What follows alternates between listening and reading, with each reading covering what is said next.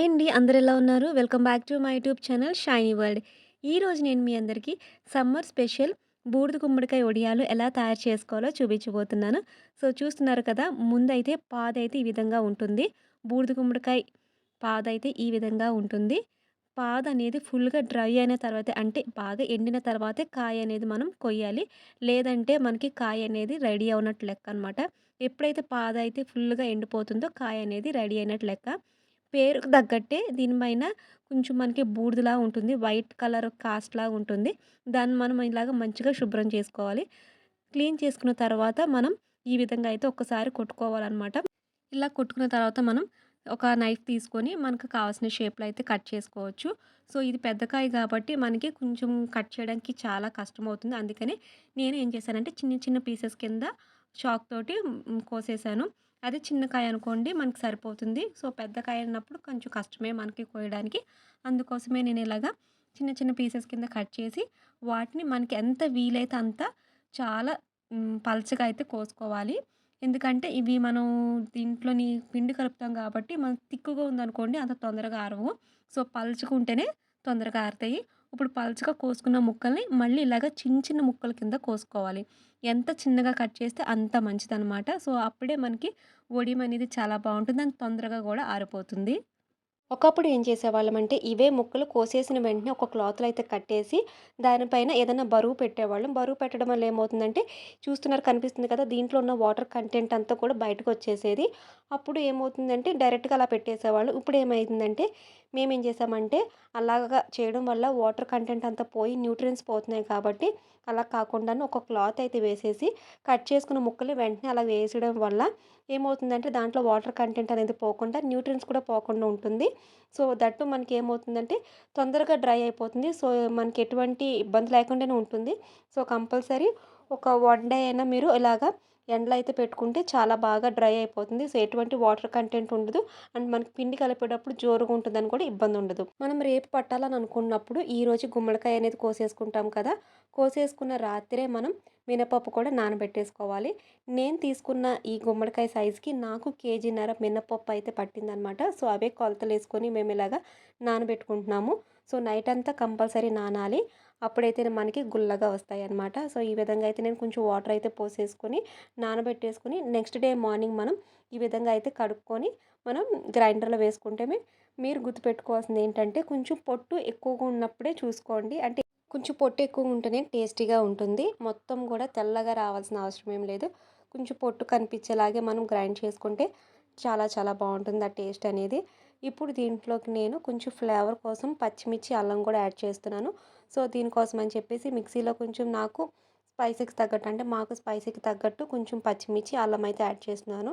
Add చేసి paste చేసి పక్కనైతే పెట్టుకున్నాననమాట. ఈలోపు నాకు గ్రైండర్ కూడా అయిపోయిందనమాట.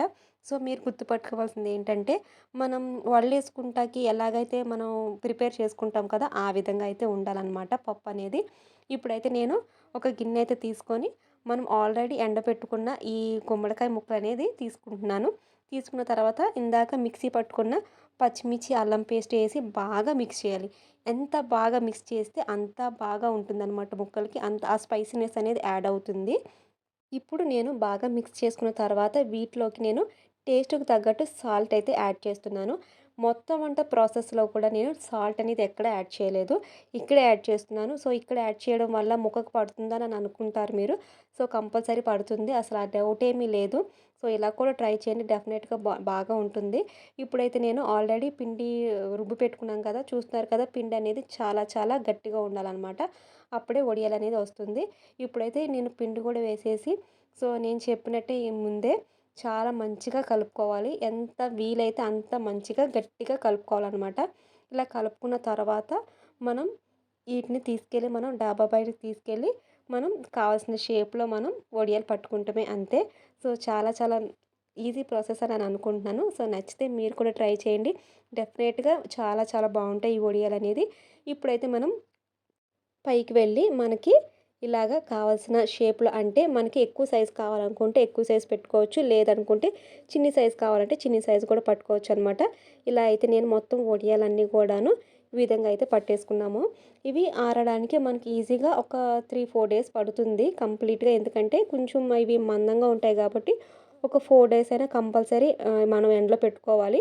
లేదనుకుంటే మనకి ఫంగస్ అనేది ఏర్పడుతుంది. ఇలాగ మొత్తం వడియాలన్నీ కూడా పట్టేసిన తర్వాత ఈవినింగ్ వచ్చి చూస్తే మనకి కొంచెమైనా ఆరి ఉంటుందన్నమాట. మొత్తం అయితే ఒకేసారి ఆరవు కదా! సో, కొంచెమైనా ఆరుతాయి. వీటిని మనం మళ్ళీ నెక్స్ట్ డే మార్నింగ్ వెంటనే మనం మళ్ళీ ఎండలో కూడా పెట్టుకుంటే కంప్లీట్‌గా 1 డే ఫుల్‌గా ఎండలో పెట్టుకుంటే ఈ విధంగా అయితే ఆరిపోతాయన్నమాట. సో, ఫస్ట్ డేకి, సెకండ్ డేకి డిఫరెన్స్ అయితే మీరు చూస్తున్నారు కదా! ఫస్ట్ డే కొంచెం వైట్ కలర్‌లో ఉన్నాయి. ఇంకా సెకండ్ డే వచ్చేటప్పటికి దీంట్లోకి కొంచెం యెల్లో కలర్ లాగా అనిపిస్తున్నాయి కదా! సో, దీంట్లోకి నేను పసుపు కూడా యాడ్ చేయలేదన్నమాట. ఇది నేచురల్ కలర్ ఇది. సో, ఈ విధంగా అయితే వడియాలైతే మాకు కంప్లీట్ డ్రై అయిపోయినాయి. సో, చూస్తున్నారు కదా! ఈ విధంగా అయితే మనం వడియాలైతే తీసుకుంటమే జాయిగాను. సో, ప్రతి వడియం గూడా మనం ఇలాగ జాగ్రత్తగా తీసుకుంటే వడియం అనేది ఇరగకుండాను మంచిగా మంచి షేప్‌లో అయితే వస్తుంది. చూస్తున్నారు కదా! చాలా చాలా బాగున్నాయి కదా! సో, ఇప్పుడైతే నేను ఇంకా ఇంత వెయిట్ చేసిన తర్వాత సో, ఫ్రై చేయకుండా ఎలా ఉంటుంది చెప్పండి? సో, ఫ్రై కూడా చూపిచ్చేస్తాను మీకిప్పుడు. ఇలా అయితే వడియాలనేది కంప్లీట్‌గా డ్రై అయిపోయినాయి. ఇప్పుడైతే నేను ఒక బాండీ పెట్టుకొని మనకు ఆయిల్ కొంచెం ఎక్కువే పడుతుంది దీనికి. ఆయిల్ అనేది బాగా హీట్ అవ్వాలి. అప్పుడే ఈ వడియం అనేది ఫ్రై అవుతుంది. అండ్ ఈ ప్రాసెస్ అంతా కూడా కొంచెం లో ఫ్లేమ్‌లో పెట్టుకొని చేసుకోండి. ముందైతే హై ఫ్లేమ్‌లో పెట్టుకొని బాగా ఆయిల్ హీట్ అయిన తర్వాత కొంచెం ఫ్లేమ్ అనేది దించేయండి. లేదంటే ఉత్తినే మాడిపోతుందనమాట. సో, ఈ విధంగా అయితే నేను ఫ్రై చేసేసుకొని పప్పుతో గానీ, పప్పుచారుతో గానీ తింటే అదిరిపోతుందనమాట. సో, ఆల్రెడీ ఈ ఫ్లేవర్ తెలిసినోళ్ళు, ఈ కాంబినేషన్ తెలిసినోళ్ళు ఉండుంటే నాకు కామెంట్ సెక్షన్‌లో చెప్పండి. తెలియని వాళ్ళైతే కంపల్సరీ ట్రై చేయండి. డెఫినెట్‌గా సమ్మర్ సీజన్‌లో ఒక మంచి రెసిపీ అనమాట ఇది. ఈ సమ్మర్ సీజన్‌లో డెఫినెట్‌గా ట్రై చేయవలసిన రెసిపీ. సో, నచ్చితే నా ఛానల్‌ని సబ్స్క్రైబ్ చేయండి. అండ్ అందరికీ